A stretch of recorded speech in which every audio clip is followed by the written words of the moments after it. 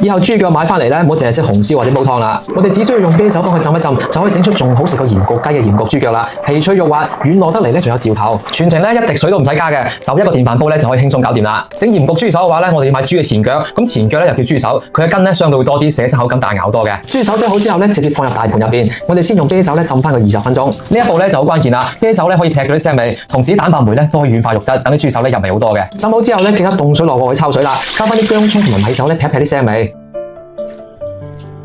等水滾咗之後咧，我哋會睇到表面咧飄起身好多浮沫嘅，呢啲咧都係血水同埋邋遢嘢嚟噶。撇乾淨之後咧，繼續煮翻5分鐘。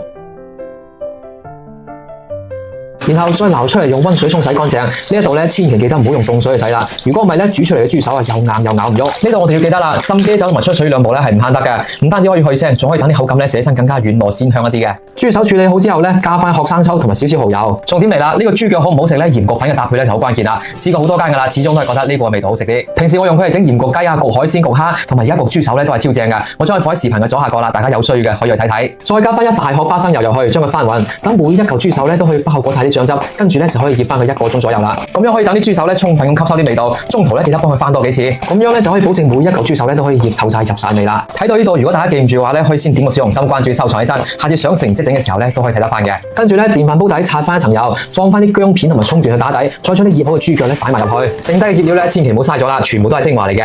控翻個鑊蓋，撳煮飯鍵焗翻佢50分鐘左右。哇，都未開蓋啊，就已經聞到好濃嗰啲鹽焗嗰啲香味啦。咁樣整出嚟嘅鹽焗豬腳咧，皮脆肉嫩，鮮嫩多汁，而且咧食起身鹹香入味，啖啖都係膠原蛋白啊，根本停唔到口。中意嘅朋友仔咧都可以收藏起身試一試。最後咧，唔好唔記得點翻讚。